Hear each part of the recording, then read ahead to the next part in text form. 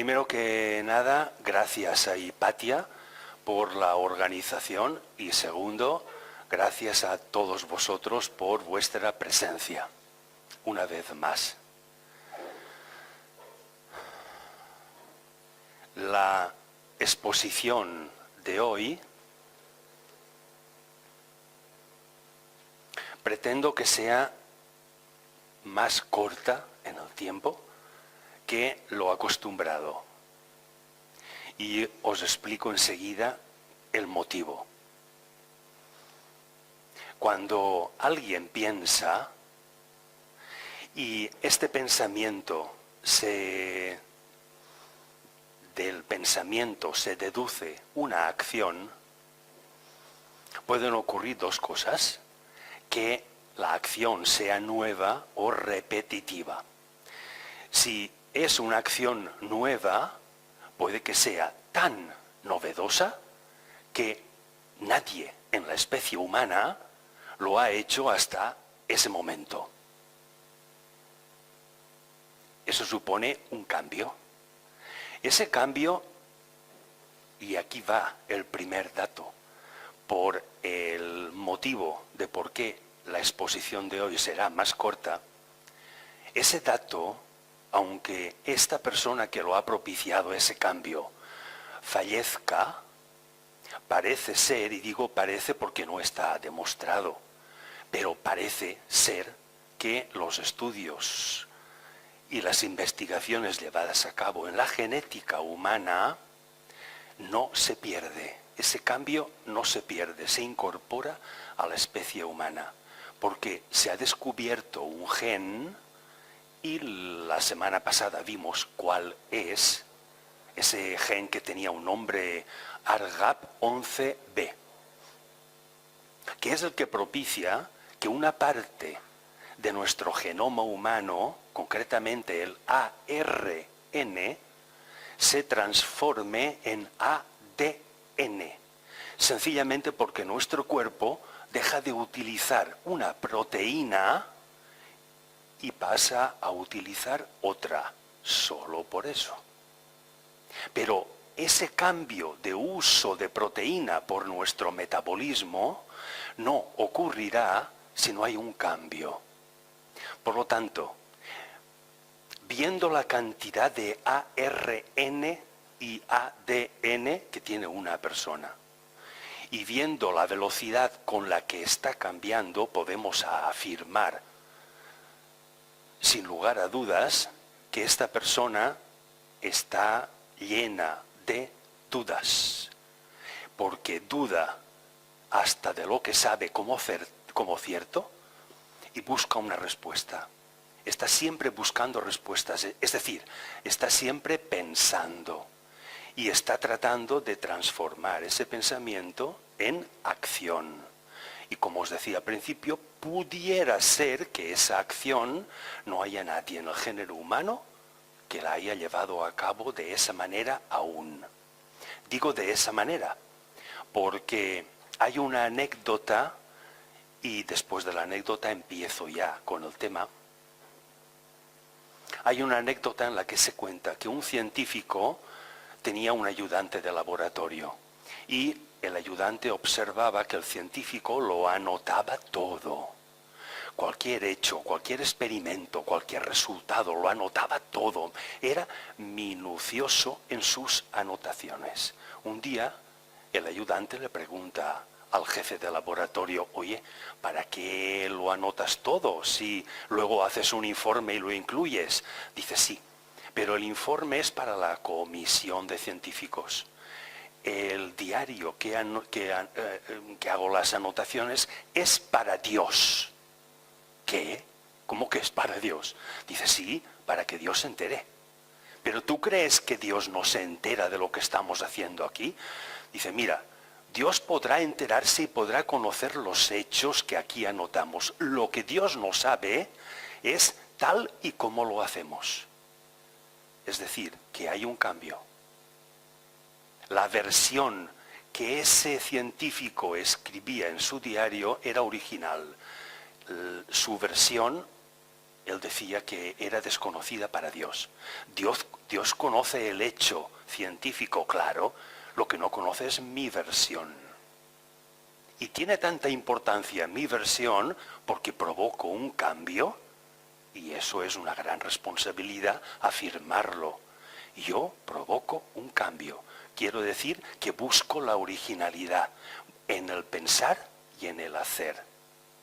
Esa originalidad, la genética humana la determina con la existencia de este gen.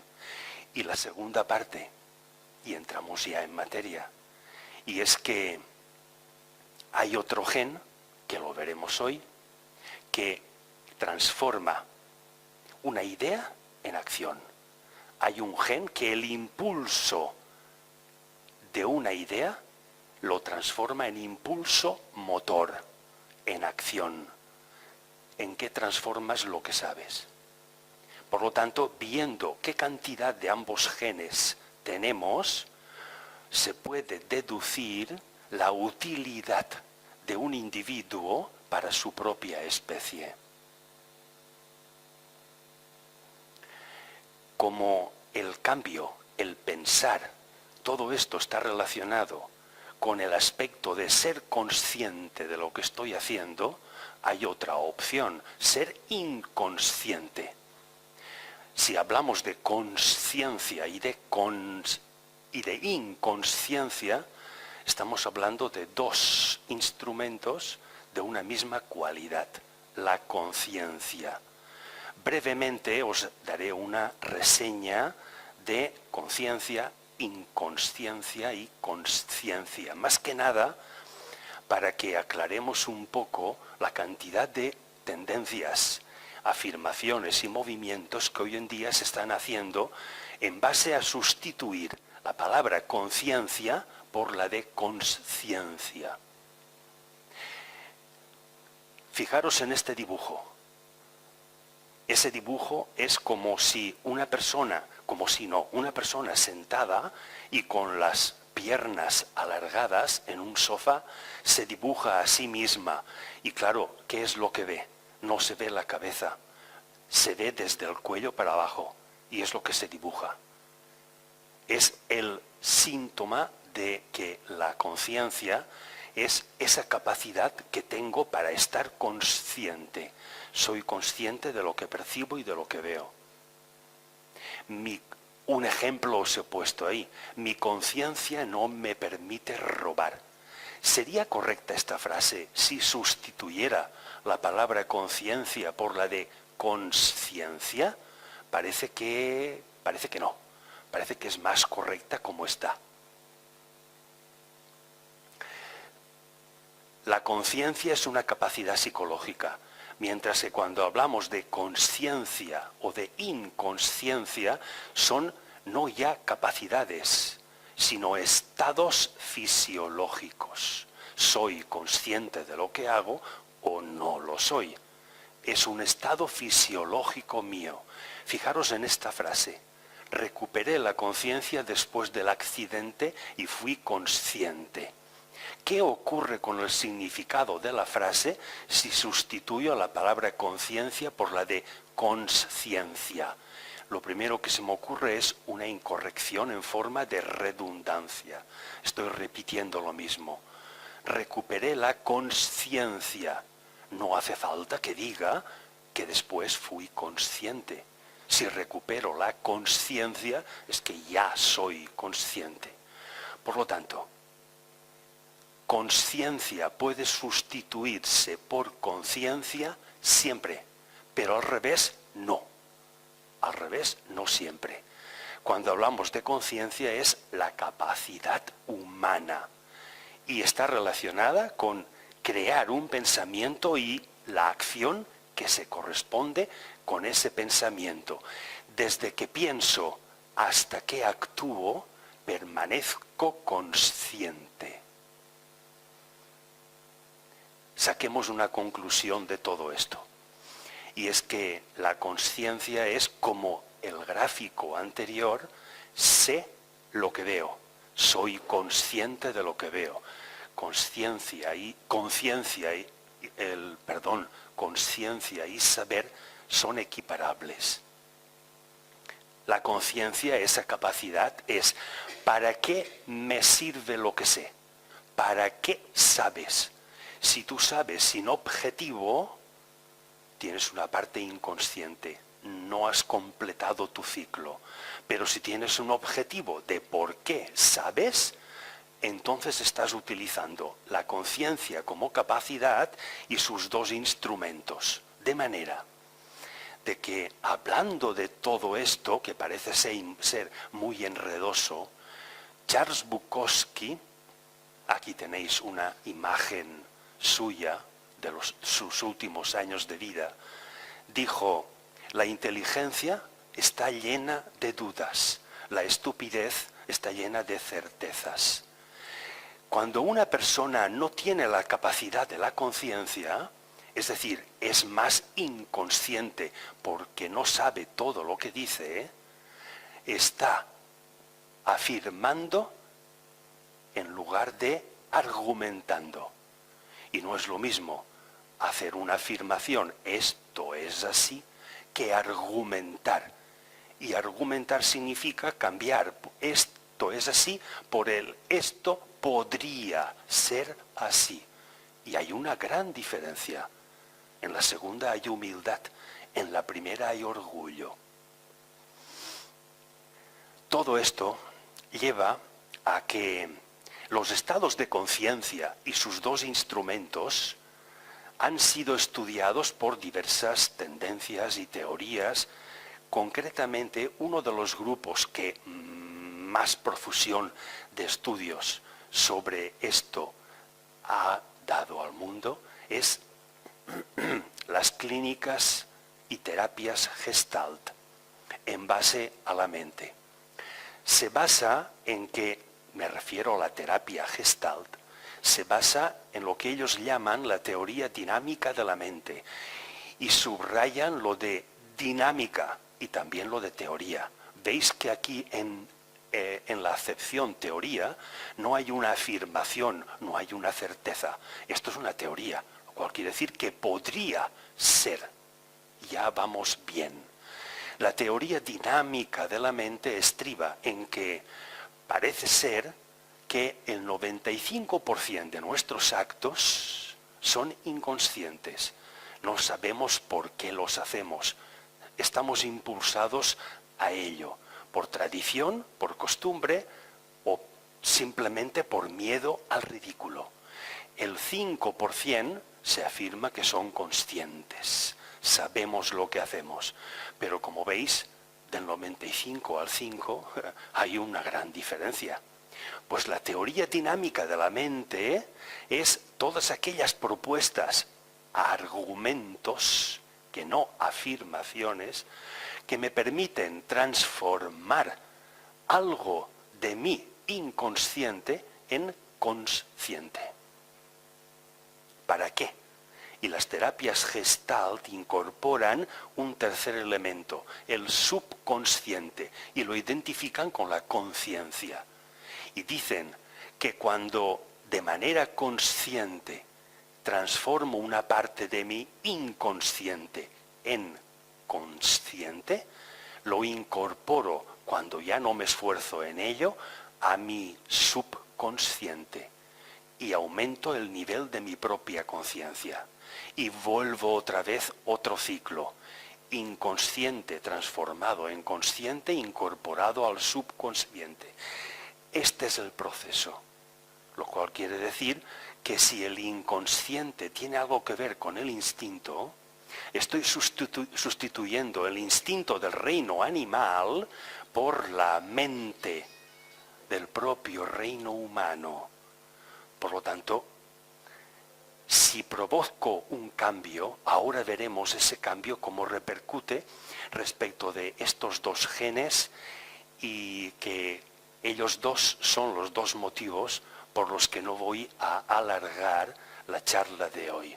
Porque me gustaría que al finalizar y cuando nos despidamos, tengamos una mente clara respecto de esas dos ideas. Que sabemos cuándo una persona cambia y si ese cambio afecta al resto de personas que formamos la humanidad o no. Parece ser que sí. El jueves pasado os hablé del ADN que está incorporado en el propio ADN humano y que pertenece, entre otros, a los llamados retrovirus. Y que son estos retrovirus en forma de ADN que se pegan, se adhieren a las paredes de nuestras células para que cuando una célula se reproduzca su propio ADN. Por lo tanto, hay una parte importante del ADN humano que no es humano, es microbiano. Y que este está por doquier. A nivel atmosférico están estos genes, estos retrovirus. Por lo tanto, esos fenómenos que ocurren en niños al nacer, que tienen ciertas cualidades, son genios, no se puede afirmar, pero quizá tengan una posible explicación respecto de lo que nos está diciendo la genética humana. Empecemos con un dato, y es a ver el consumo energético, porque también hay un mito que hay que desmontar respecto de que si el cerebro en una actividad consume más o menos que en otra. Se ha podido demostrar que cuando tengo una actividad que estoy, mi cuerpo en reposo, y no estoy haciendo esfuerzo físico, sino mental, leyendo, estudiando, aprendiendo, deduciendo, etc. O tengo una actividad de cierta violencia de movimiento físico, que no mental, el consumo del cerebro, fijaros que no llega al 1% de diferencia. Por lo tanto, aunque esté en una actividad física violenta, mi cerebro está consumiendo prácticamente lo mismo que si estoy en reposo, físicamente hablando, pero estoy deduciendo, argumentando, pensando. Prácticamente mi cerebro consume lo mismo. No se ha visto diferencia. Y todo esto, ¿cómo lo sabemos? Vimos el jueves pasado que era gracias a la resonancia magnética funcional. Fijaros que hay otra placa de radiografía, de exploración de nuestro cuerpo, que es la resonancia magnética. No, me refiero a la funcional, que es la que puede establecer qué zonas del cerebro tengo activas en un momento determinado, y no solo eso, sino cuántas neuronas con una precisión bastante grande están interconectadas, es decir, activas. Lo cual quiere decir que la resonancia magnética funcional es bastante fiable. Pero digo bastante, no certeramente o absolutamente fiable. Sabemos del consumo energético del cerebro aproximadamente más o menos un 10%. Se nos escapa un 90%. Por lo tanto, por mucho que creamos que sabemos de cómo funciona nuestro cerebro, pues digamos que es ese 10%. Hay un 90% desconocido. Todavía no hemos llegado a conocer pues la mayor parte del funcionamiento de este órgano. Y hay una casualidad, hay una analogía. Y es que esto que conocemos y desconocemos de la energía cerebral tiene una analogía, y no quiero decir que tenga que ver, pero parece ser que sí, con el universo. ¿Por qué? Porque estudiando la composición y la relación de las tres cosas principales que componen nuestro universo, y no me refiero a nuestro sistema solar, sino al cosmos, mucho más allá del sistema solar, ¿por qué el estudio de esto que llamamos cosmos o universo me puede explicar algo del consumo energético de un de un cerebro de cualquiera de nosotros, porque del cosmos sabemos, fijaros los porcentajes aproximados, el 74% es lo que llamamos energía oscura, el 22% es lo que llamamos materia oscura. Sabemos muy re poquito, tanto de una como de otra.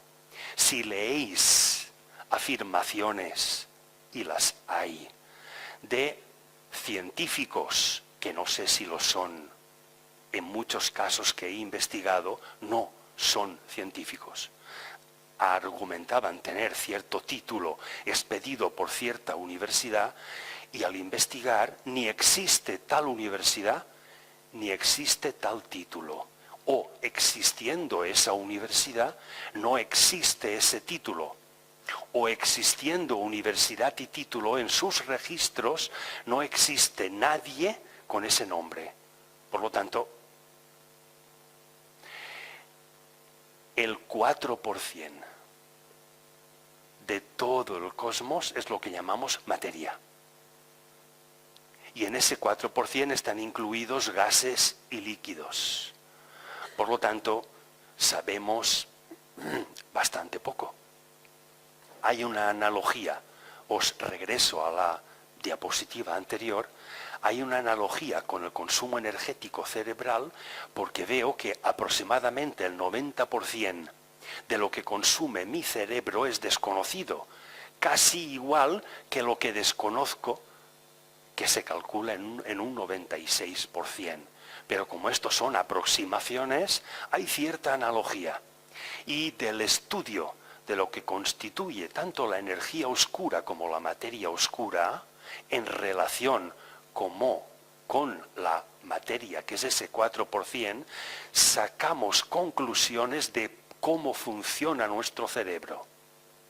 Y por eso nos interesa estudiar el cosmos para ver si puedo aplicar algo al cerebro humano. Y hasta ahora los resultados son positivos. Sí que lo puedo aplicar. De todo esto, ¿qué es lo que nos interesa? Nos interesa la relación. Concretamente, y vuelvo a la resonancia magnética funcional, de lo que existe en la base interna y central de nuestro cerebro, que es el giro cingulado y el resto del cerebro. ¿Veis ese pequeño grano del giro cingulado? Pues ese pequeño grano, tan pequeño que es y tan grande, tantas cosas que contiene, porque se ha demostrado a través de la resonancia magnética funcional que ese pequeño gránulo cerebral es el contenido físico de toda nuestra memoria, todos nuestros recuerdos, todas nuestras impresiones. El giro cingulado forma parte de esa tríada del cerebro que se llama límbico, es decir, la que expresa nuestras emociones y sentimientos. Si nuestra emocionalidad cerebral contiene a la amígdala, es decir, a nuestras impresiones y recuerdos, si estos se quedan en deseo, no se exportan al resto del cerebro.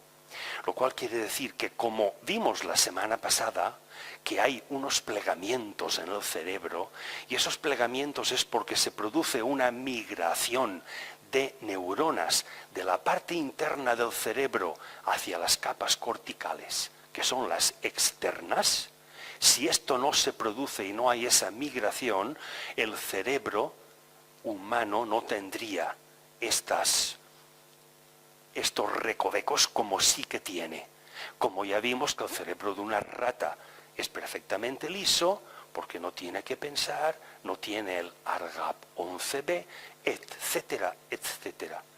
Luego, el secreto de la evolución humana y de la diferencia entre un ser humano actual al ser neandertal está explicada genéticamente y de manera muy exacta por la relación entre estos dos genes.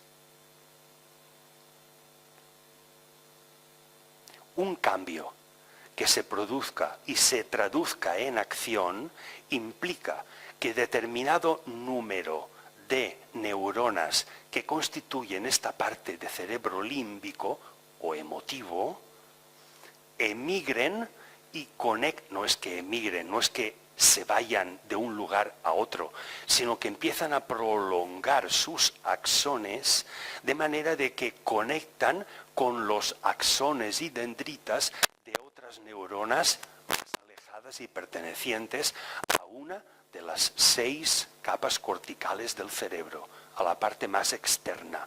Y esa comunicación, de perdurar en el tiempo, provoca un plegamiento. Gracias a esos plegamientos, el ser humano somos hoy tal como somos. Y nos diferenciamos del neandertal precisamente por ese proceso evolutivo. Vamos con los dos genes. Este lo vimos la semana pasada. Y básicamente constituye la transformación del ARN, que es esa especie de espiral que tenéis a la izquierda, en ADN, que es la doble espiral de la derecha. Como veis, el ADN, la de la derecha, tiene 2 espirales, mientras que la de la izquierda solo tiene una. Pues bien, la de la izquierda es el ARN y la de la derecha el ADN. La pregunta que se hace la genética y que podríamos hacernos nosotros es que en la evolución se provocará la desaparición del ARN porque todo él se haya transformado en ADN. Parece ser que sí. No podemos afirmarlo con rotundidad, pero analizando los restos fósiles que nos llegan, no de seres humanos, de los neandertales, sino los restos fosilizados bien en minerales calcáreos, sobre todo, de animales en la goma arábiga esta, ¿cómo se llama? El ámbar. Y congelados, vemos que hay un proceso evolutivo que ha derivado en una menor cantidad hoy de ARN de la que existía hace miles de años atrás. Luego, si esa progresión continúa hacia el futuro, parece ser que cada vez tendremos menos ARN y más ADN. Conclusión. Ese genoma microbiano que es 150 veces más complejo que el propio genoma humano, parece que irá disminuyendo y que irá aumentando el propio genoma humano. Por lo tanto, la influencia de aquellos retrovirus y bichos parecidos parece que cada vez será menor. Luego, el estudio de la evolución humana, de eso que hoy en día se llama crecimiento personal, parece que tenga mucho que ver con todo esto. Vamos a ver un par de detalles respecto del ARN y el ADN interesantes. Este gen se activa, como vengo diciéndoos, porque hemos pensado y hecho algo original. Por lo tanto, no hemos seguido ciertas leyes, ciertas costumbres. El ser original siempre es transgresor de algo. Rompe con la tradición, rompe con la costumbre, rompe con las leyes. No respeta, vaya, pero para sí se crea su propia actitud. Respeta la actitud de los demás, pero esta persona crea y se recrea con su propia actitud. Y ese es el cambio que propicia, relacionando los dos AR y ADN con la proteína. Y empecemos con la función del ARN. Cuando vamos a un país extranjero y no sabemos hablar la lengua que se habla allí, necesitamos de un intérprete. Pues bien, el ARN hace de intérprete. Traduce para la proteína lo que quiere decirle el ADN. Proteína y ADN hablan idiomas distintos. Y el ARN conoce la lengua de ambos. Por lo tanto, a la proteína le traduce el lenguaje del ADN y al ADN le traducirá el lenguaje de la proteína. Entonces, os he dicho que entre ADN y ARN solamente hay una diferencia de una de las 4 proteínas. Solamente cambia una. Cuando hay una infinitésima, por muy pequeña que sea, cantidad de proteína en nuestro cuerpo que deja de ser usada por nuestro propio metabolismo, es la proteína la que le comunica al ADN, oye, que ya no uso eso, por lo tanto, modifícate genéticamente, adécuate, adáptate. Pero como el ADN no sabe lo que le está diciendo, el ARN es el que pone el oído. A ver, proteína, dime, ¿qué quieres que le transmita? Esto y esto y esto. Y el ARN le dice al ADN, oye, que la proteína dice tal. Cuando el ADN ha modificado su estructura, que es a base de proteínas, cuando ya tiene esa estructura modificada, se lo comunica al ARN y le dice a la proteína, de acuerdo, los planos están cambiados. Imaginaros que el ADN es el arquitecto y la proteína es el albañil. Pero el albañil no sabe interpretar el plano y necesita a alguien que se lo interprete. Y entonces el albañil le dice, oye, que aquí pondría poner la escalera 2 metros más al fondo, porque es que si no el muro me viene encima. Dile al arquitecto que lo modifique. Pero el albañil no tiene comunicación con el arquitecto y es el intérprete. Bien. Estudiando todo esto en la época de Mark Twain, que entonces era una falacia, entonces era una especulación, hoy en día ya es algo que constituye un hecho científico, a Mark Twain se le ocurrió esta frase derivada de todas estas relaciones respecto del cambio. Aquí os he puesto un pequeño escrito que es la historieta en que él relata para expresar el cambio. Os la refiero brevemente. Dice más o menos, cuando yo tenía, y está hablando Mark Twain, cuando yo tenía 14 años, creía que mi padre era un completo ignorante. Pero cuando tenía 21, me sorprendía gratamente de ver lo que mi padre en 7 años había sido capaz de aprender. Y ahora que soy mayor, comprendo, conciencia, saber, comprendo que no era mi padre quien cambió, era yo quien había cambiado. Ha descubierto el cambio en sí mismo. Lo que creía cuando era inconsciente no es lo mismo que cuando ha transformado una parte de su inconsciencia en saber, en conciencia, y ahora comprende algo que entonces no podía comprender. Exactamente ese es el proceso que todos y cada uno de nosotros seguimos, por mucho que sepamos o por mucho que creamos que sabemos. ¿Cuál es el segundo motivo? El segundo gen también tiene un código, pero un poquito más corto. FOXP2, como el robot ese de la Guerra de las Galaxias.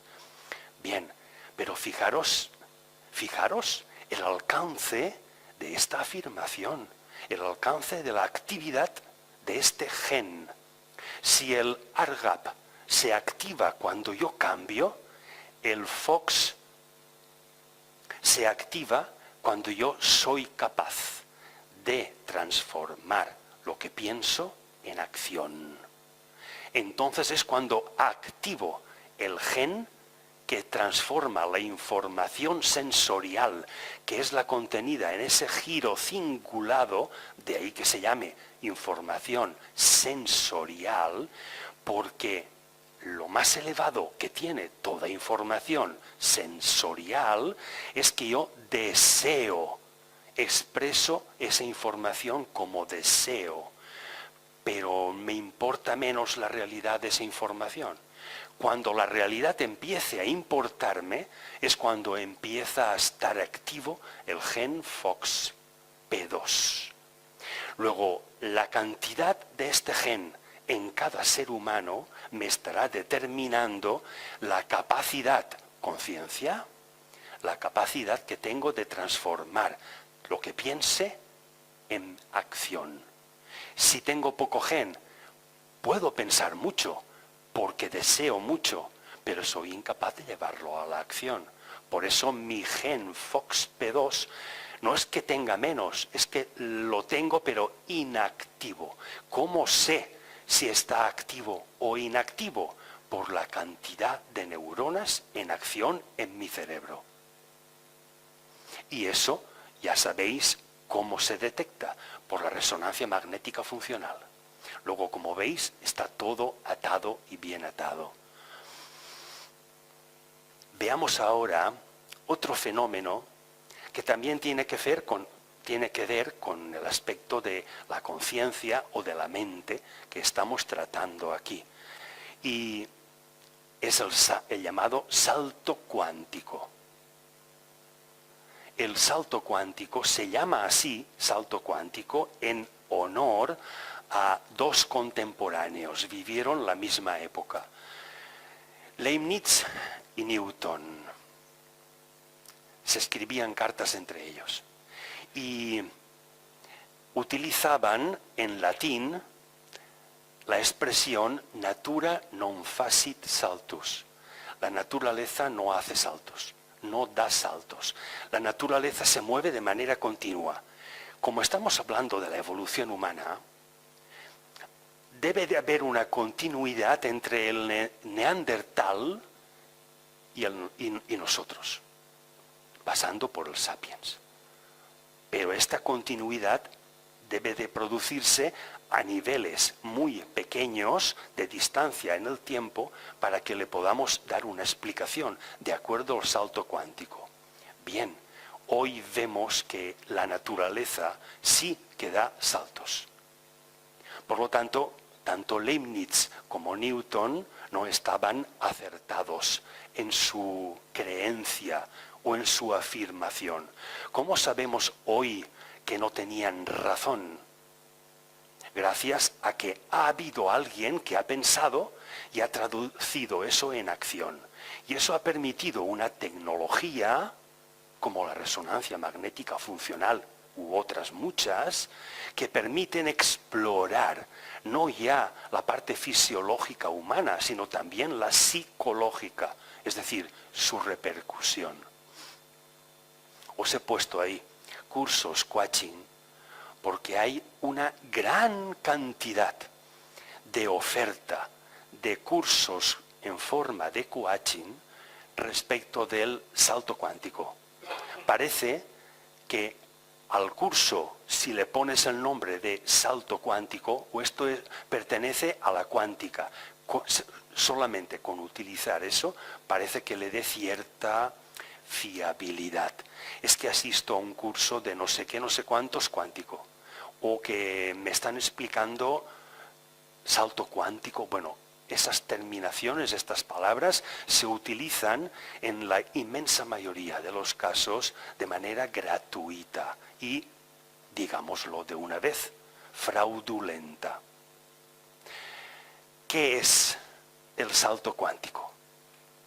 A ver si salimos de aquí y cuando leamos algo de salto cuántico sabemos a qué se refiere.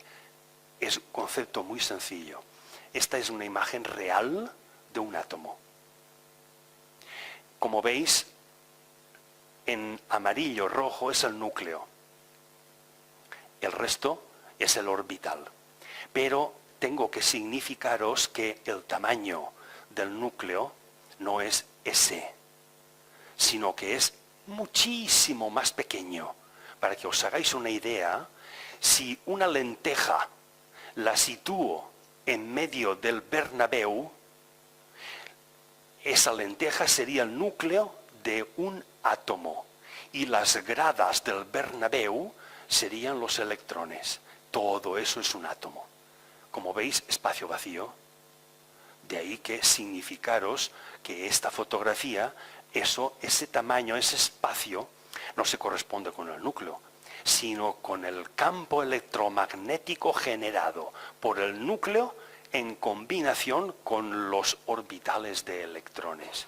Bien, vayamos al salto cuántico. Todo esto son electrones, pero no quiere decir que hayan tantos como puntitos que parecen que hayan ahí. Para explicároslo correctamente, voy a utilizar el símil de un ventilador. Cuando un ventilador en verano lo ponemos en funcionamiento, las aspas, cuanto más rápido giran, parece que estén en todos los lugares, ¿verdad? Y vemos como algo uniforme. Si las aspas son grises, lo vemos todo como un círculo, que es el diámetro de las aspas, un círculo gris. Y no podemos decir el aspa está aquí, no, parece que estén en todas partes. Pero parece que estén en todas partes. El electrón no es que parezca, es que está en todas partes. Esta es la diferencia. Por lo tanto, el salto cuántico no quiere decir que me pasa de aquí a aquí, salto de un lugar a otro. Natura non facit saltus. No, no ocurre eso. Es que el electrón está aquí y aquí simultáneamente. Luego, el concepto de salto cuántico va más allá del sentido común. El sentido común me dice que para recorrer un espacio, por pequeño que sea, necesito cierto tiempo. El electrón no necesita tiempo. El electrón está aquí, aquí, aquí, aquí, en cualquier espacio ocupado por un átomo al mismo tiempo. Y esto no es ningún espejismo. Como sabéis, el experimento de Thomas Young de la doble rendija viene a demostrarlo, que un electrón pasa simultáneamente por las dos rendijas. ¿Qué tiene que ver esto con la mente? Tiene que ver que la mente es como el electrón. No es que ahora estemos pensando en eso y luego en aquello y utilizamos un tiempo distinto. Es que la mente, el giro cingulado, mi amígdala, contienen todos mis recuerdos, impresiones y conocimientos. Lo cual quiere decir que la mente está pudiendo vibrar en cualquiera de ellos, en cualquier momento. La mente los mantiene activos absolutamente todos, a la vez. De ahí que el cerebro necesite mayor número de neuronas activas y conectadas y activas viene a significar lo mismo. Cuantos más conocimientos tenga una persona, que cuantos menos conocimientos. Es como el disco duro de un ordenador que de tener cierto número de gigas o teras, pues tuviera 4, 5, 200 veces más. Mayor capacidad.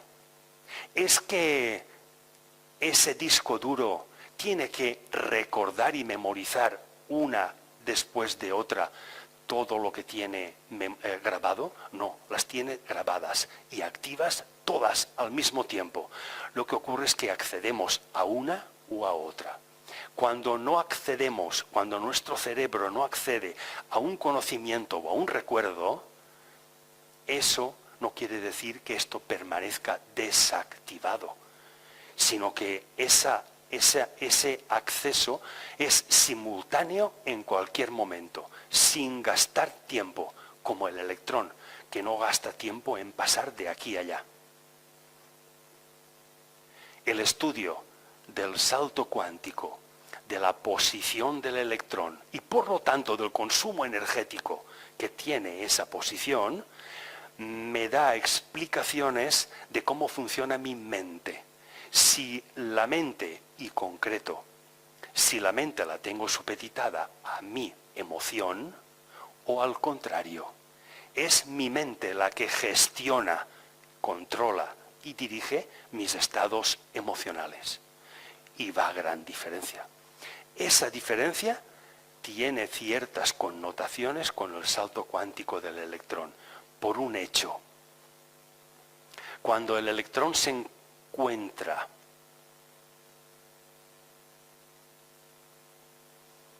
aquí, más cerca del núcleo, está consumiendo determinada cantidad de energía. Pero si el electrón se aleja del núcleo, no está consumiendo menos, sino más energía. Luego, la diferencia de consumo energético en un electrón cerca del núcleo o en otro separado me da conclusiones para que neuronas del giro cingulado alejadas de las neuronas de las capas corticales de mi cerebro estén conectadas. Y cuando también se ha demostrado que cuando dos neuronas dentro de mi propio cerebro se conectan por alejadas que estén, jamás pierden esa conexión. No la vuelven a perder, solo que esa conexión puede reactivarse e incrementarse o no. Si se reactiva y se incrementa porque permanecen conectadas con frecuencia, entonces empieza aquello de la migración celular. Y lo que antes era una distancia rectilínea va curvándose y las dos neuronas se van acercando hasta que están tan cerca que ya no necesitan que sus axones las mantengan conectadas, sino que es tan íntimo su contacto, jamás llegan a tocarse, que ya no necesitan de que la corriente o impulso eléctrico que una le manda a la otra tenga que recorrer toda la distancia que había antes. Y ya se ha producido un plegamiento en tu cerebro. Eso incluirá que tu consumo de proteínas va a cambiar. Eso implica que la proteína le dirá al ARN, oye, que he cambiado así, díselo al ADN para que lo modifique genéticamente. Y este es el proceso. Estamos hablando de la acción.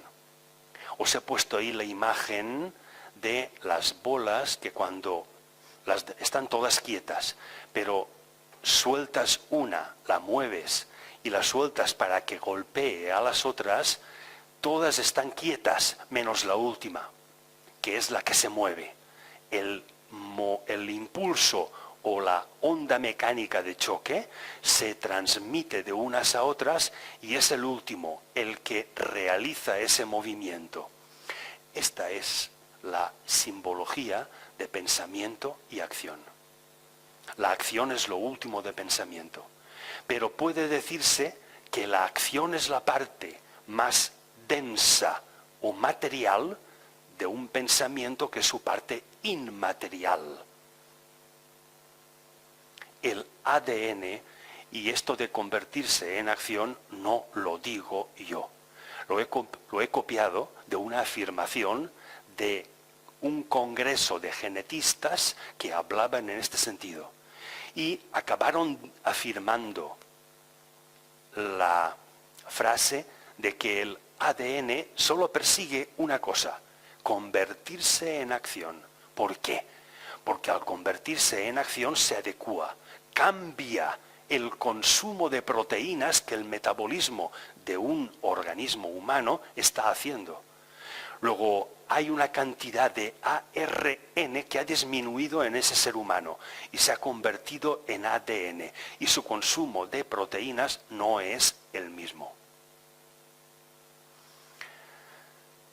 Creemos que somos tan diferentes entre todos, ¿verdad? Veamos.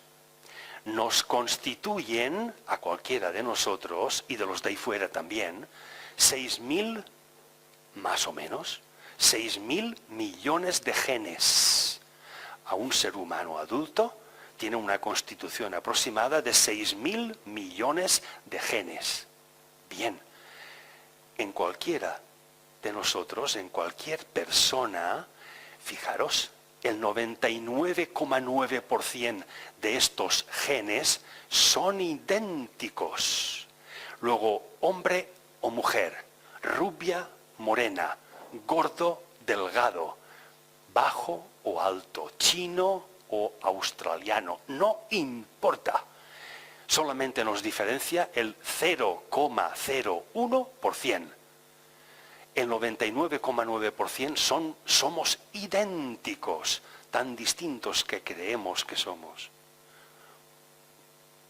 Nos diferencian, si aplicamos ese porcentaje, 6 millones de genes. Estamos hablando de un cambio. ¿Qué ocurre con estos genes si cambiamos? Fijaros a los niveles de concreción que estamos descendiendo. ¿Qué ocurre cuando piensas? Genéticamente, ¿qué ocurre cuando pensamos? Que alguno, 1, 2 o los que sean, pero alguno de esos 6 millones de genes que nos diferencian puede cambiar. Pero si tú no piensas y transformas en acción novedosa y no haces todo ese cambio, no activas esos 2 genes que acabo de exponeros, resulta que esos 6 millones de genes no han cambiado en ti. Tu ADN y tu ARN hablan siempre el mismo idioma. El ARN no tiene que aprender un nuevo idioma. Cuando hay un cambio en el consumo de proteínas en una persona y se produce un cambio genético en su ADN, el idioma de la proteína y el idioma del ADN ya no son el mismo. Y el ARN es el que se tiene que adaptar y aprender 2 nuevos idiomas. Ese es, en nuestra analogía, el esfuerzo que hace el ARN para aprender 2 idiomas nuevos. Es equiparable al esfuerzo que hace un ser humano para innovar. Lo primero que ocurre cuando alguien innova, socialmente considerado, ¿qué es? Que le dicen, ese está loco. ¿Qué es lo que falla para que alguno de esos 6 millones de genes no cambien? ¿Qué es lo que falla para que hayamos necesitado 380 millones de años que se cree que la vida humana se inició en el planeta? ¿Qué es lo que ha hecho falta y qué es lo que hace falta para que la evolución desde aquellos neandertales o mucho antes se conviertan en los seres humanos que somos hoy en día, pero que para equiparar ese cambio en el futuro, que no transcurra tanto tiempo, que cambiemos antes, que evolucionemos un poco más? ¿Qué es lo que tiene que ocurrir? ¿Qué falla? Falla sencillamente el ARN.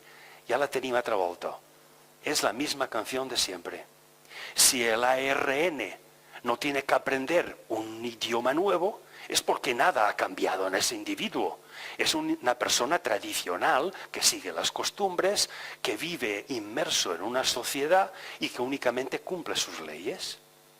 Pero en cuanto hay alguien transgresor, que no cumple las leyes, que transgrede las tradiciones, las costumbres, innova con una base, el respeto a lo que hagan los demás. Pero en ti mismo, si eres capaz de innovar, eres capaz de cambiar alguno de los 6 millones de genes que te diferencian del resto de los humanos. Y esa nueva genética, tranquila, no se va a perder aunque te mueras. Aunque no hayas tenido hijos o cambies después de haber tenido hijos, no pasa res. Tu genética no se va a perder. Y esto tampoco es un espejismo. ¿Qué hace el cerebro al pensar? resumiendo un poco ya todo. Las tres imágenes parece que os lo pueden indicar bastante bien. Primero que nada, la duda. ¿Y qué hago? ¿Y cómo hago? La duda. Y dudar implica que todo aquello que sé, incluso lo que sé con certeza, someterlo al beneficio de la duda. ¿Para qué? Para pensar algo nuevo, generar algo nuevo. Ya estoy pensando la maquinaria, las ruedas dentadas que encajan unas en otras. Empiezo a pensar. Y como resultado, eureka, la idea, la iluminación, ya lo sé. ¿Qué es lo que sabes? Ya sé qué tengo que hacer.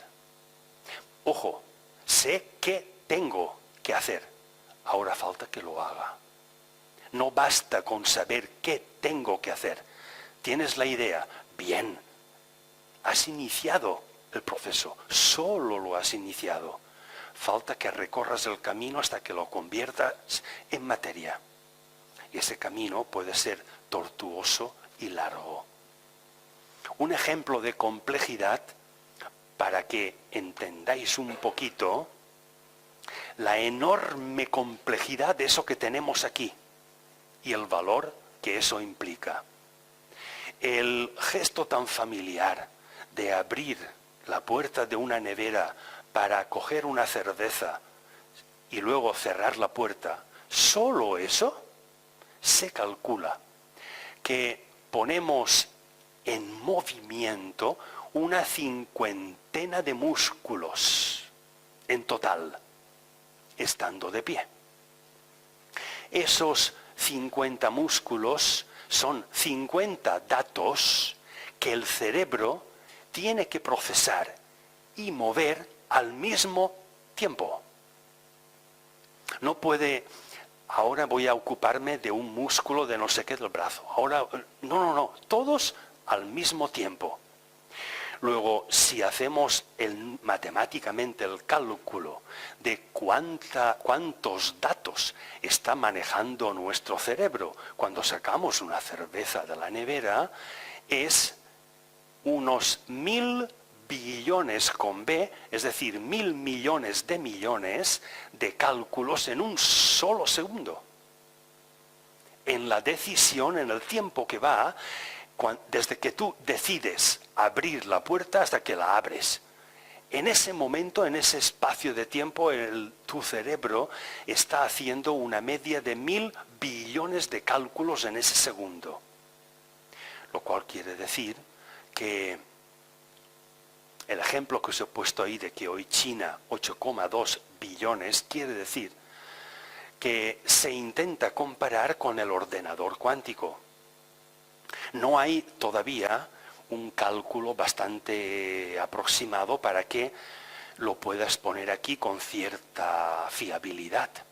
Todavía es más especulación que argumentación. Pero me refiero a los ordenadores que todavía, no siendo cuánticos, tienen capacidades precuánticas. Porque hoy en día todavía no funciona a pleno rendimiento un ordenador cuántico. Entre otros motivos, porque no hemos sido capaces con nuestra tecnología de fabricar tantos millones de microchips para que estén conectados todos ellos en un milisegundo a la vez. No hemos sido capaces aún de fabricar eso. Cuando seamos capaces, funcionará un ordenador cuántico. A partir también de la idea de que el ordenador cuántico trabaja con la 0 y 1, pasa corriente, no pasa corriente, a la vez. Pero bien, no voy a meterme con el ordenador cuántico, sino con lo que tenemos aquí, que está a disposición de cualquiera. China ha fabricado hoy por hoy el ordenador más potente del mundo.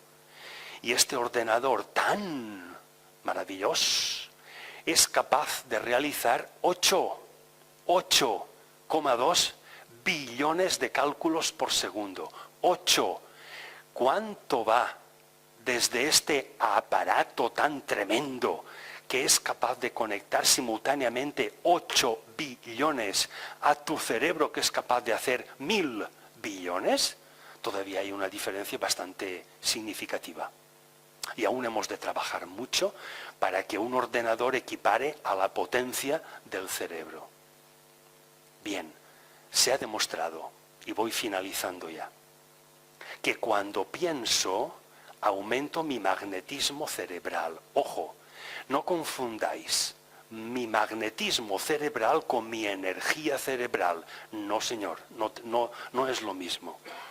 Mi magnetismo cerebral no es otra cosa más que las líneas de fuerza del cerebro que tiene conectadas en ese momento determinado número de neuronas, que cada una de ellas genera un impulso eléctrico que para generarlo ha de consumir oxígeno. Ese oxígeno lo lleva la sangre.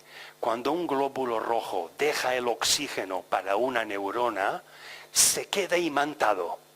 El conjunto de glóbulos rojos que han dado oxígeno a las neuronas que están activas en ese momento en el cerebro, forma cada uno de ellos, cada uno de los glóbulos rojos, es un microimán. Y todo el conjunto de glóbulos rojos que han alimentado de oxígeno a las neuronas activas, es lo que conforma ese campo electromagnético de mi cerebro. ¿Veis el proceso? Cuantas más neuronas estén activas, más glóbulos con oxígeno harán falta y aumentará mi magnetismo cerebral. Luego la espectrometría de mi cerebro me estará indicando en cualquier momento el esfuerzo que estoy haciendo al pensar.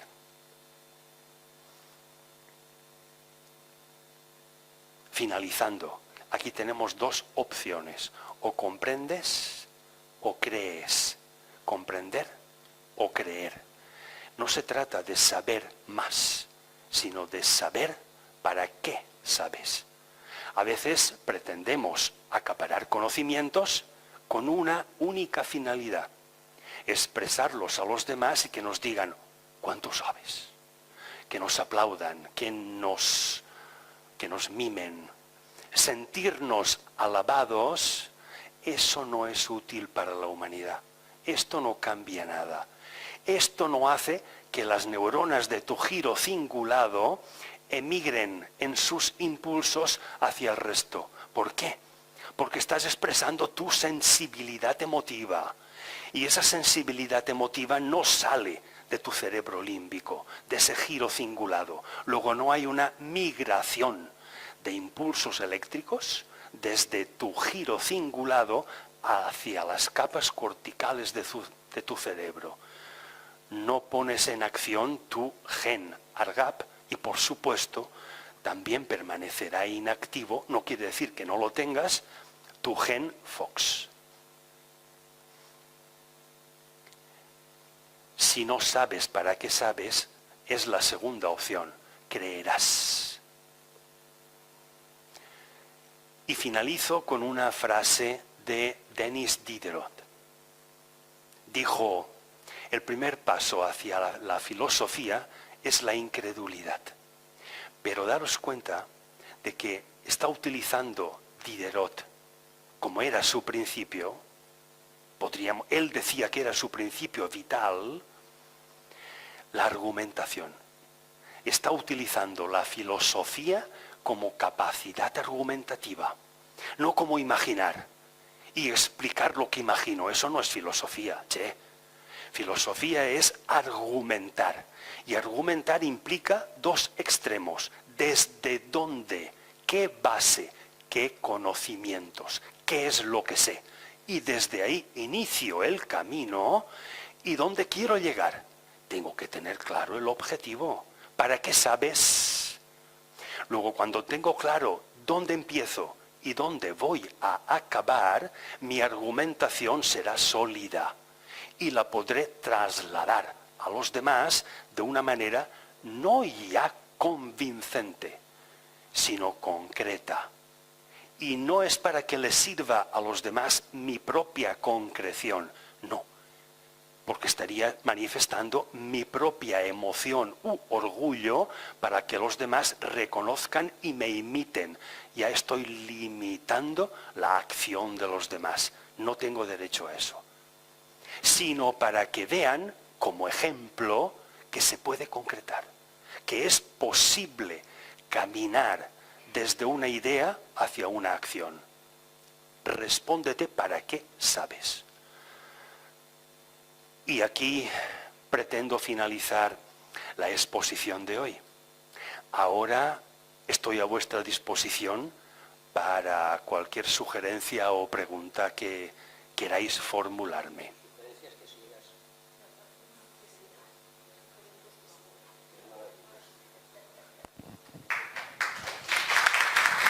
Muchas gracias.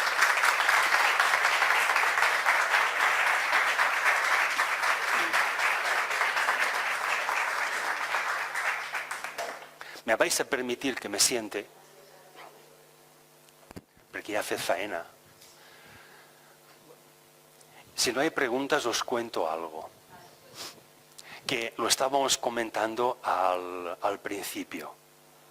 Es no un descubrimiento, porque ya hace un par de décadas que se empezó a trabajar en ese sentido, pero desde hace unas semanas, en un laboratorio americano de Estados Unidos, un grupo de científicos y luego otros científicos han replicado lo mismo en Suiza, en Alemania, bueno, en varios lugares. Hablo de una construcción artificial de materiales. Se trata de una selección de moléculas, no de átomos, por lo tanto de agrupaciones de átomos para formar moléculas. Una agrupación de moléculas de dos elementos.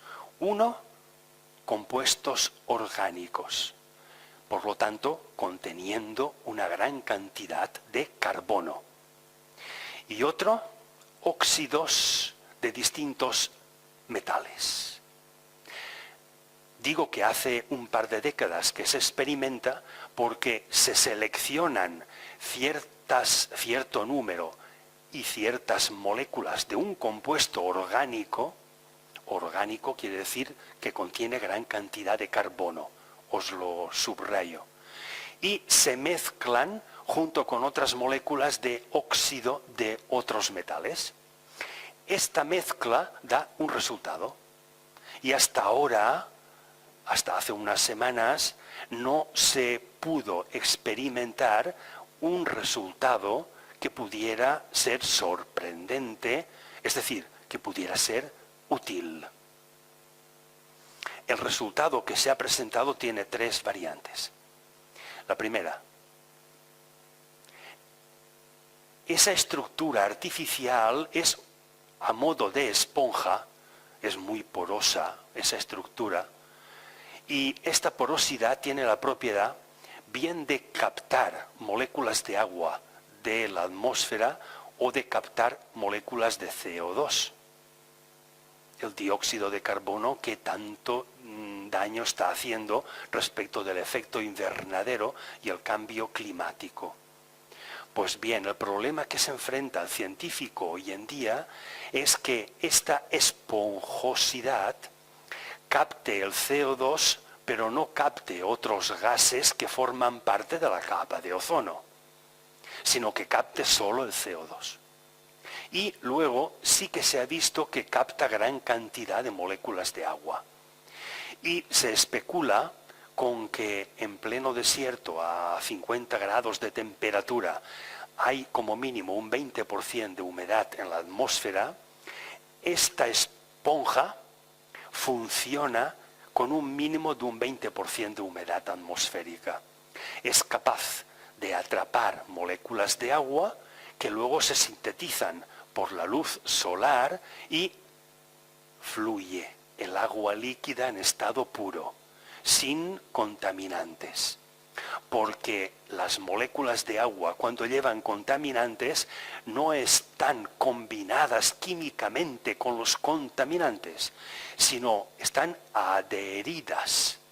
Y esto, la molécula de agua es tan pequeña respecto de la molécula de un contaminante, que esa molécula del contaminante no puede penetrar en los poros de esta estructura artificial porosa. Por lo tanto, solo entra agua pura. Pues bien, primera utilidad, poder generar agua potable en cualquier lugar. Segunda utilidad, poder reducir, quizá eliminar, la cantidad de dióxido de carbono existente. Y ahora viene la tercera. Habéis oído hablar de que hay coches que funcionan con hidrógeno. Pues bien, para que el coche con hidrógeno pueda funcionar necesita de un depósito que no tenga fisuras ni soldaduras, toda una pieza. ¿Por qué? Porque la presión del hidrógeno allí almacenado es muy grande. Cualquier soldadura o fisura podría provocar que en un choque o en una temperatura extrema aquel depósito explote. Por lo tanto, para evitar eso, es un material muy poderoso, muy fuerte, y una aleación de aceros y otros elementos para que el depósito sea seguro y el coche pueda funcionar con seguridad. Si ese mismo depósito lo llenamos por completo, todo el volumen del depósito lleno de esta esponja, la cantidad de hidrógeno que puede almacenar es casi 20 veces superior a la que almacenaría cuando el depósito no tiene esta esponja. Porque el hidrógeno hace como el cerebro. Se fija en la innumerable cantidad de repliegues que contiene este material artificial, de manera de que allí cabe muchísimo más hidrógeno en el mismo volumen que si esa esponja no está.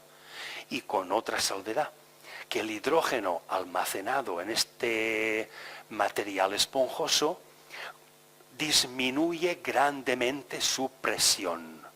Por lo tanto, no hace falta fabricar un depósito tan caro, tan pesado y con esa peligrosidad de llevarlo encima.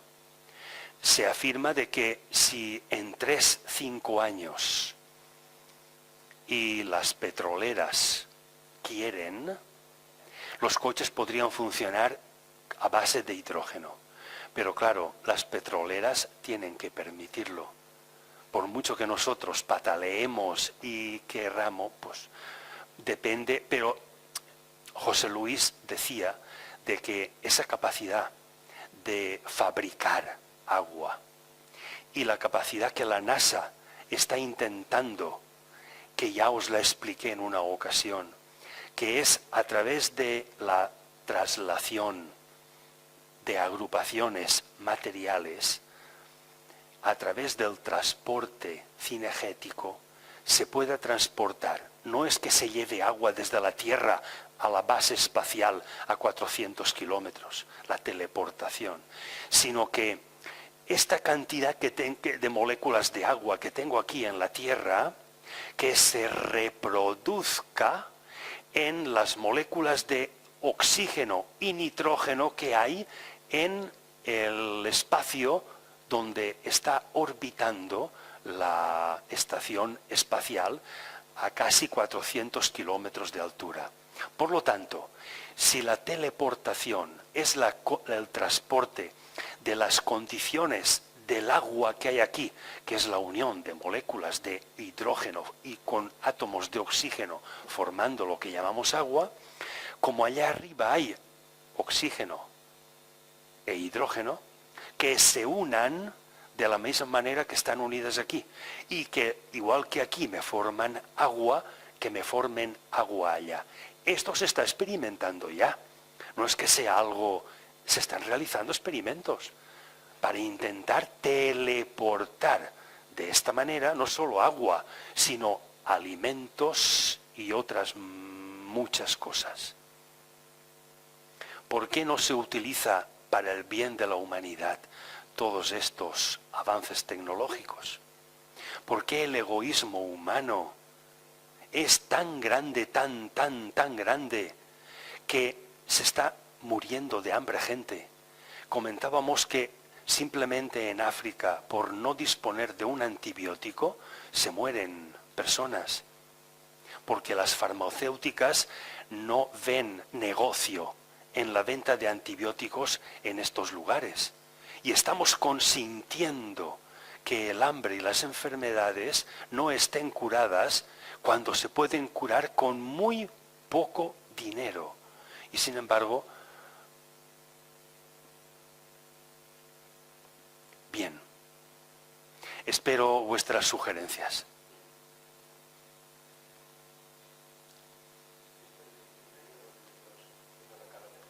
Perdona, que el micrófono... Ya está. Comentaba que en el año 2002, creo que fue, 2 premios Nobel hicieron un estudio sobre lo que se llamaron inconsistencia temporal. ¿Qué consistía en esto? Precisamente lo acabas de decir ahora, que somos inconsistentes, no se oye. O sea, es decir, que somos inconsistentes en el tiempo.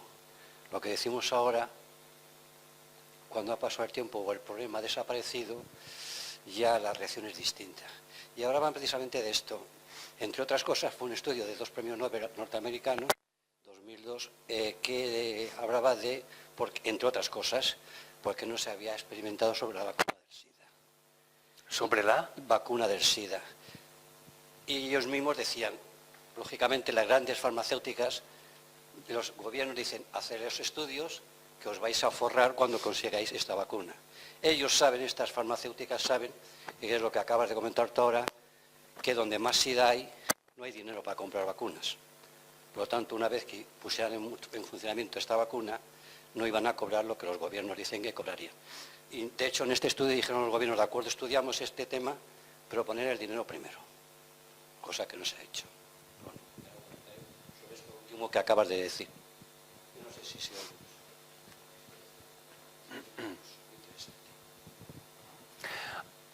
A modo de esperanza, porque si nos metemos en estas lides vamos a salir llorando todos.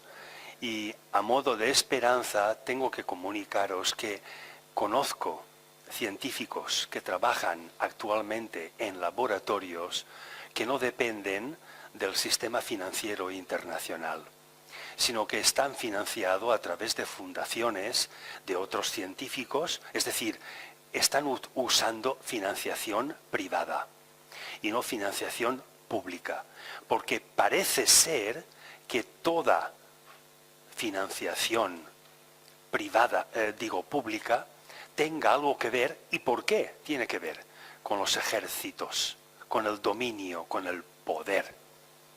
¿Por qué la inmensa mayoría de la tecnología y de estos avances tecnológicos y de genética y de todo tipo están mayormente financiados por el negocio del armamento y el negocio del poder y la escalada nuclear armamentística? Yo tengo 20, yo tengo 40 bombas atómicas.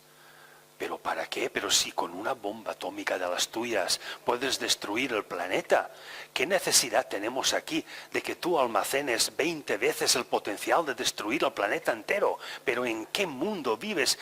¿Qué tienes en tu cabeza? Podríamos preguntar eso. ¿Qué tienes en tu cabeza? ¿Cuál es tu finalidad? Esa finalidad, desde luego, no tiene que ver con el bienestar. Hay laboratorios y hay científicos que están trabajando en el sentido de ver cómo podemos, a través de los sistemas educativos, empezar a cambiar la mentalidad de la gente. Y hay una asignatura en la mayoría de los países de Europa, y más que nada en los nórdicos, que se llama disciplinas múltiples. Tiene más o menos nombre parecido. Eso de disciplinas múltiples es para que el alumno, desde primaria hasta que acabe sus estudios, tenga una razón coherente, sepa por qué va a saber. Tenga un motivo coherente y concreto de por qué tiene que esforzarse en el estudio. Y es una interdisciplinariedad y una interconexión entre geografía, historia, matemáticas, física, lengua. Es una interconexión de que tienes que aprender historia para... Tienes que aprender matemáticas para... ¿Ves qué utilidad tiene que sepas resolver un sistema de ecuaciones?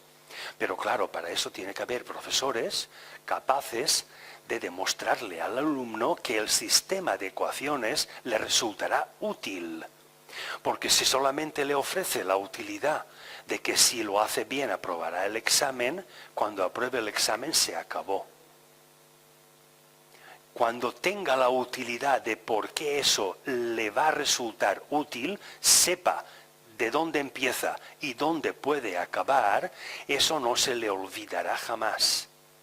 Luego están trabajando en ese sentido, de crear capacidades. ¿Cómo se crean capacidades? Pero capacidades de discernimiento.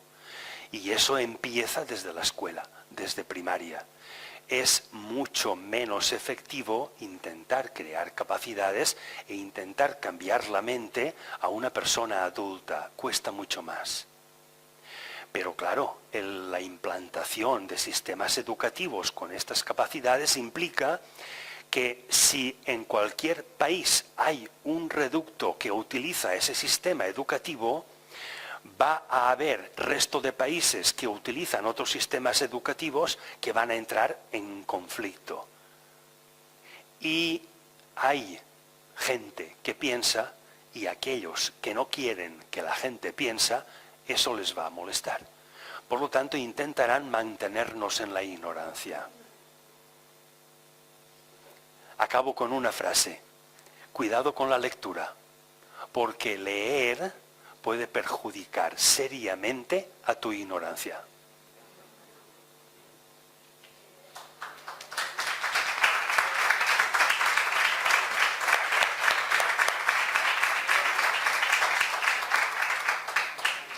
Espera que está Pilar. Dime, Pilar. Eloy, es que lo tomas tan a gusto y explicas tan de corazón que nos lo pasamos bomba. Yo también. Ya lo sé. Lo que digo es que como estamos, todo el trabajo que hace un científico es a base de mirar cómo funciona la naturaleza, ¿no? Sí. Entonces nuestro cerebro ya está creado, ya funciona como no hace falta crear ese que están haciendo en China. Vamos, lo podemos crear, pero que el nuestro es tan bueno o creo que mejor que el que crearán. Entonces, podríamos, ya lo tenemos creado, todo lo que estamos aprendiendo lo aprendemos del nuestro propio. O sea, y las energías que, no sé qué día dijiste, que cada segundo nos llegan del universo, no sé cuántas... Neutrinos. Neutrinos. Pues habría que ver cómo eso que llega, no estamos de espaldas a lo que llega, sino ponernos a favor de lo que llega y aprovecharlo. Porque la razón y la ciencia están a un nivel, las emociones, los sentimientos o otras sensaciones, ¿no? Como la intuición. La intuición me parece a mí que es cuando se pone todo en marcha al mismo tiempo, que hoy lo has nombrado, que algunas veces cuando las neuronas se ponen a trabajar todas juntas porque ya tienen experiencias, han acumulado experiencias y al final funciona todo a la una. Eso para mí creo que es más o menos la intuición, intuiciones que se presentan. Entonces creo que eso no está aprovechado. La ciencia razona y está muy bien, me encanta todo lo que está consiguiendo, pero hay otra parte que creo que no está pensando en sacarle provecho, que es lo que ya está en la naturaleza, potenciarlo. Parece que estamos viviendo de espaldas a lo que es la naturaleza, la nuestra propia, nuestro propio cerebro. Bueno, es una reflexión que me parece fundamental para mí. Mi forma de ver las cosas. Muy válida. Muchas gracias, Pilar. En parte, solo en parte, no tienes razón. Solo en parte. Y te pongo un ejemplo. En el centro-este de Italia está las montañas del Gran Sasso. Allí se ha montado un laboratorio que básicamente consiste a no sé cuántos metros de profundidad en una esfera de 14 metros de diámetro, con más de 6.000 sensores para una única finalidad: detectar los neutrinos que nos llegan del Sol, porque son energía pura. Pero volvemos a lo que tú estás argumentando. ¿Para qué se ha construido esa maquinaria? ¿Y para qué se intenta controlar estos neutrinos solares?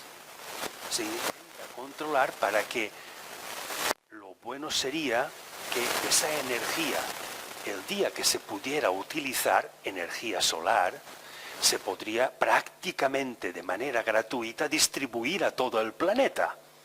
Y tendríamos toda la electricidad que nos hiciera falta a un precio irrisorio, solamente como una pequeña cuota de mantenimiento, prácticamente gratuita. Pero claro, ¿qué potencias y qué dinero está financiando? Volvemos a lo mismo. Potencias y dinero para tener eso como poder, y que cuando ya no existan centrales nucleares, ni de carbón, ni hidroeléctricas, que fabriquen electricidad, poder vender al precio que les dé la gana la electricidad que ellos de manera gratuita obtendrán de los neutrinos solares. Volvemos a lo mismo.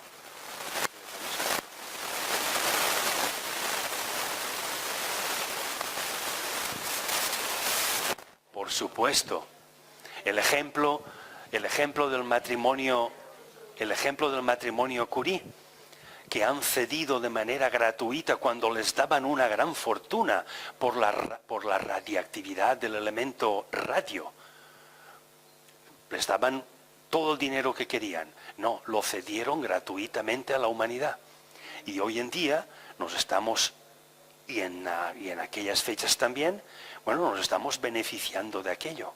Pero aquello está cedido de manera gratuita. ¿Por qué no se hace con todo eso?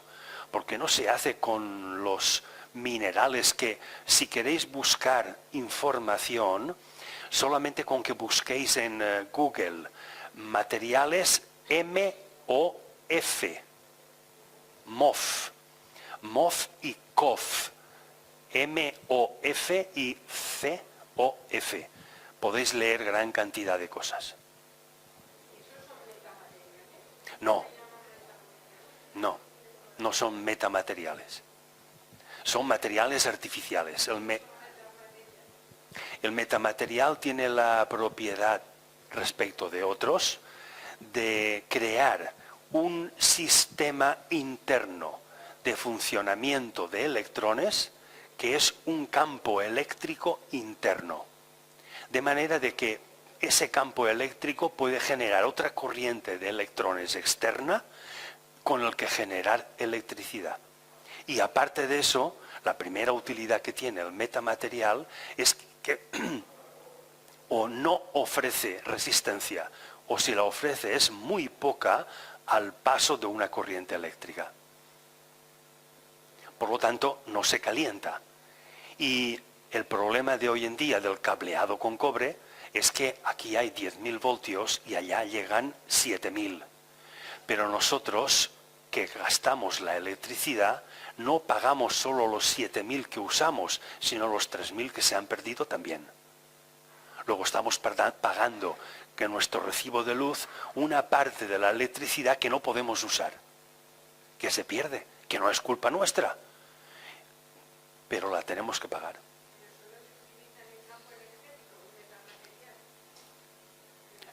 Sí, en el campo de generar electricidad y y de los circuitos electrónicos, en base a que sea utilizado el magnetismo de un circuito y no la electricidad.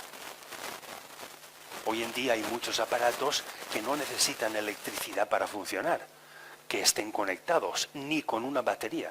Simplemente con que haya pasado una electricidad y estén imantados, este campo electromagnético lo hace funcionar. En la charla anterior diste un dato que yo creía que te habías equivocado. ¿Y hoy lo has repetido otra vez? Puede ser. No, porque tú 2 veces no creo que te equivoques. ¿Cómo que no? Claro que sí. El burro es el que tropieza. Y hoy, al decir otra vez el dato, digo, aquí hay A tema ver, interesante. dímelo. La edad del hombre. Has dicho 300 millones de años. 380.000 años. Pues entonces sí que te equivocas. Has dicho 2 veces 380 millones de años. Por eso yo digo, aquí hay un tema interesante que yo no... Pues entonces sí que me he equivocado. Son 380.000 años. Vale, perfecto. Se me ha escapado la palabra millones. Pido disculpas. Y gracias por la aclaración. Muchas gracias, Javier. Son 380.000 años.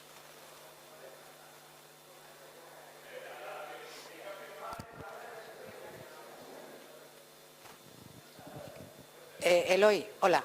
Hola. Mira, es que hay un axioma en el que yo he oído muchas veces que dicen, igual que es arriba es abajo, igual que es abajo es arriba. Lo conozco.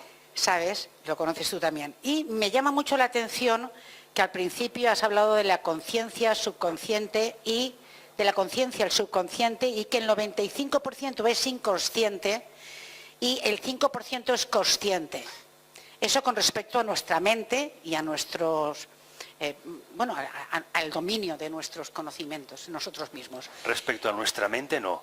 Respecto a los actos que realizamos. Que realizamos, vale. Y resulta que, a su vez, hablando de lo que conocemos, de lo que dice la ciencia, que se conoce respecto al universo, estás hablando de que hay un 4% que es materia que se conoce y el otro 96% no se conoce. Hay un 23% de materia oscura, no, de materia oscura sí. No, sí, y la otra. Es que es muy chocante que resulta que yo veo que hay una relación entre nuestro conocimiento interno y el conocimiento del universo, por ese axioma de igual que es arriba es abajo, igual que abajo es arriba. ¿No te parece chocante? Ya te ha picado el gusanillo. Sí. Y eso es lo que yo pretendo. Fijaros que cuando os he hecho esta relación entre lo que sabemos del cerebro y lo que sabemos del universo, no os he explicado esa relación. Sencillamente os la he lanzado. Y tú te has sentido curiosidad. Si continúas teniendo curiosidad, te investigarás sobre eso. A ver qué tiene que ver y a ver esa relación que me puede aportar. Porque si me pongo a explicar parte de lo que he leído sobre esa relación, esto sería interminable. Pero bueno, que eso es lo que pretendo. Picaros en la curiosidad. Y que si veis que hay algo...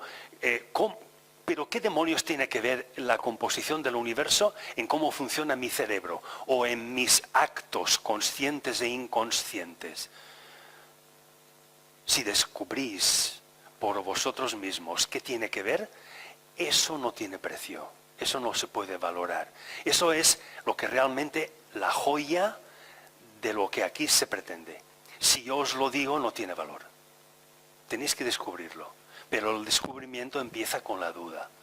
Y lo que pretendo es generar dudas, no dar respuestas.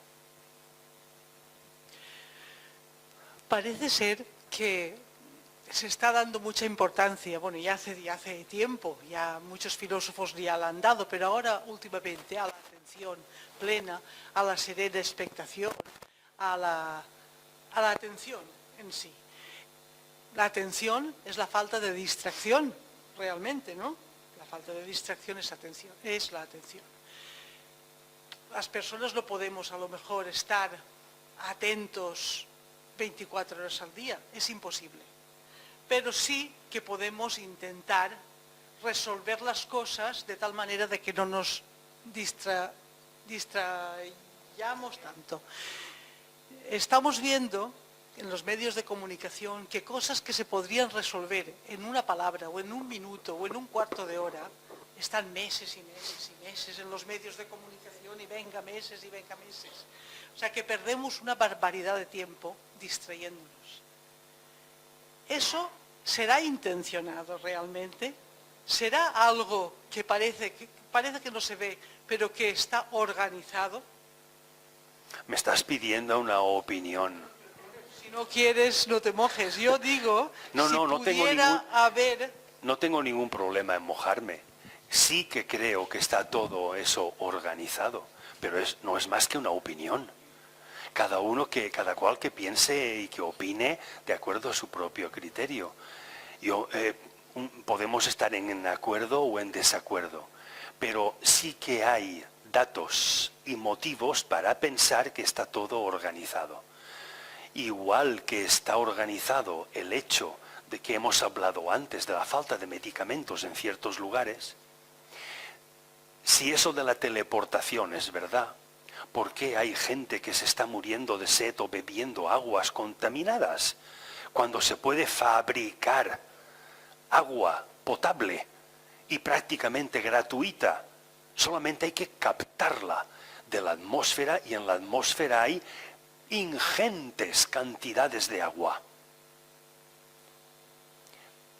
Volvemos a lo mismo, al egoísmo humano, y si nos metemos en concretar las formas en las que se manifiesta o manifestamos el propio egoísmo humano, de aquí vamos a salir bastante decepcionados.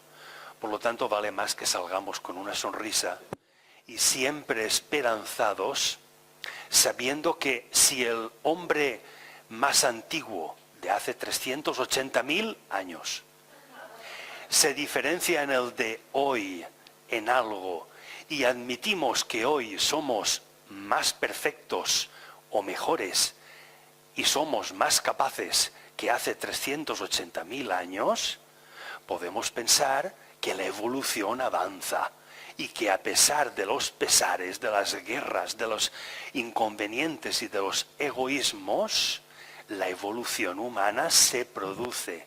Ese cambio genético demostrado que os acabo de exponer, con esos dos tipos de genes que demuestran que hay un cambio, es real. En nuestra mano está que esta realidad se manifieste antes o que tarde más.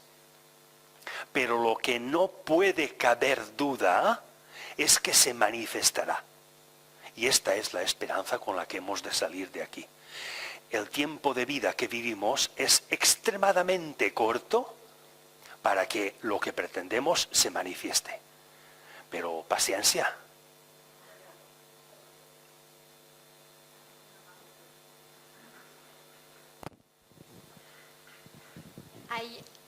En el sistema límbico, el del cerebro es huida, defensa y también es bloqueo. Ante la duda o ante el miedo, muchas veces se bloquea, ¿no? Todo sensaciones.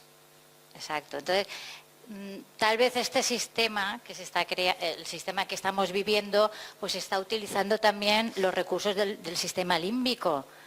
O sea, el darnos miedo, el que no nos movamos, el que no averigüemos, el que nos bloqueemos para que ellos pues puedan utilizarnos en cierta manera, se retroactiva, ¿no? Es dentro del mismo sistema estar apelando al sistema cerebral, el límbico, que todo ser humano pues tiene que superar.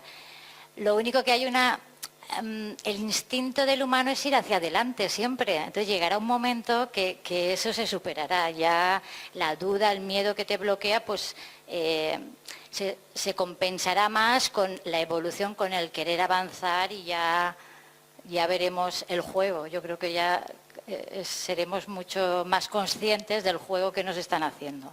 Sí. Si recordáis a políticos como Manuel Fraga o Areilza, entre otros muchos, y habéis leído alguno de sus discursos, ¿no os asombráis? ¿No observáis la capacidad argumentativa y convincente, por lo tanto, de una persona que sabe, pero no solo sabe, sino sabe para qué sabe? Para intentar trasladar a los demás de manera argumentativa y no impositiva un criterio. ¿Qué hacen los políticos, la mayoría de ellos? Desafortunadamente, pero afortunadamente hay algunos que no lo hacen. La mayoría, ¿qué hacen hoy? Lo que tú estás diciendo. Cuidado que viene el comunismo, cuidado que esto es populismo, cuidado que eso es extrema derecha, cuidado que aquello es extrema izquierda. Nos amenazan. Cuidado que va a ocurrir esto, y intentan causar miedo. ¿Para qué? Para que predomine en nosotros el sistema límbico y que no haya esa migración celular de unas neuronas de la parte interna inferior del cerebro a la parte total pero externa del cerebro, a esas 6 capas corticales. Por lo tanto, eso se evita con la educación. Es el primer bastión en el que se apoya toda esta política de ignorancia y de que eso perdure. Si creamos mentes ignorantes y se crean en la escuela y en la universidad, estos serán siempre ignorantes. Y aunque solamente muy pocos de ellos dejen de serlo, la inmensa mayoría serán. Y esa inmensa mayoría es la que nos votará. Y aquí cuenta cuántos nos votan. Aquí estamos intentando, vosotros y yo, salir de ese círculo vicioso e intentamos comprender. Pero no solamente comprender por sí mismo, sino saber para qué necesitamos comprender. Y eso siempre lleva al mismo sistema.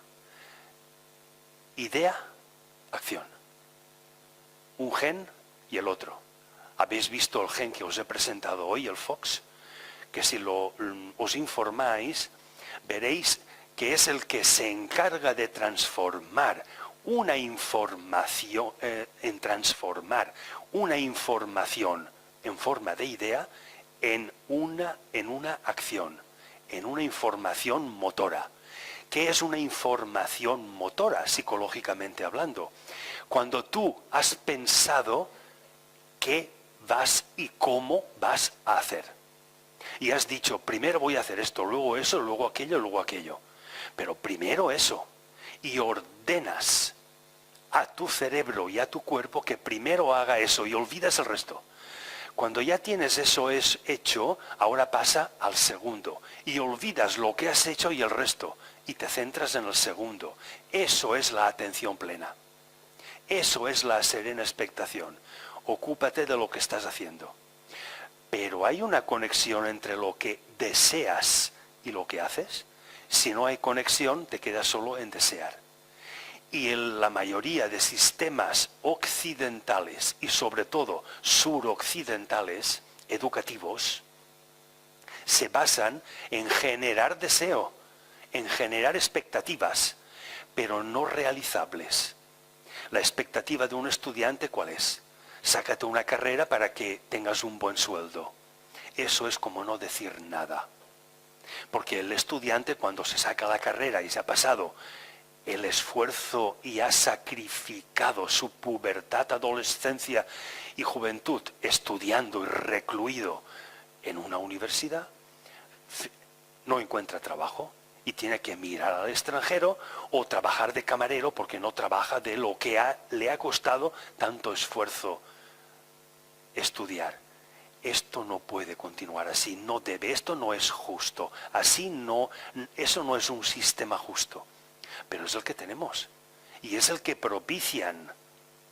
Fijaros que las matemáticas son tan duras de enseñar porque los profesores no llegan a comunicar al alumno qué utilidad tienen. Demuéstrale la utilidad. Y cuando le demuestres la utilidad, verá para qué le sirven las matemáticas. Pero si solamente le es útil para que apruebe el examen, no le estás dando una utilidad para después del examen, ¿qué? Y luego, ¿qué? Cuando yo acabo una carrera y me voy a una empresa, lo primero que me piden, experiencia. Pero puñetas, pero si acabo de estudiar, no tengo, es que si no tienes experiencia no te contrato. Ya la tenemos. Entramos en un círculo en el que al cabo de ciertos años y con mucha suerte ojalá consiga trabajar de lo mío, de lo que he estudiado. Porque si no, bueno, ¿para qué vamos a nombrar tanta concreción? No quiero entrar en tanta concreción porque nos desasosiega. Pero la solución parece que esté dada no por personas e instituciones que dependan del ente público, sino del privado, como la mayoría de las terapias Gestalt, entre otras, respecto de la conciencia, como relación entre lo que os he marcado del inconsciente y del consciente, incorporándolo luego al subconsciente. Bueno, pues no solamente es las terapias Gestalt, hay muchas otras más, pero quizás sea una de las más conocidas. Pero eso pertenece al ámbito privado, ¿por qué no se incorpora al ámbito público? ¿Por qué en España os he hablado antes de la asignatura de disciplinas múltiples? ¿Por qué solamente existe en colegios religiosos de la Iglesia Católica o del Opus Dei? ¿Por qué no está incorporado al sistema público de enseñanza? Porque solamente es del catolicismo o del Opus Dei. En fin, preguntas que cada cual tendrá su respuesta. Mark Twain, el que os he presentado a mitad de charla, dijo, él era creyente, pero veía que lo que predica la creencia no es lo mismo que lo que practica el creyente. Y ante esa disparidad afirmó, si Jesucristo viviera hoy, estoy seguro de que no sería cristiano.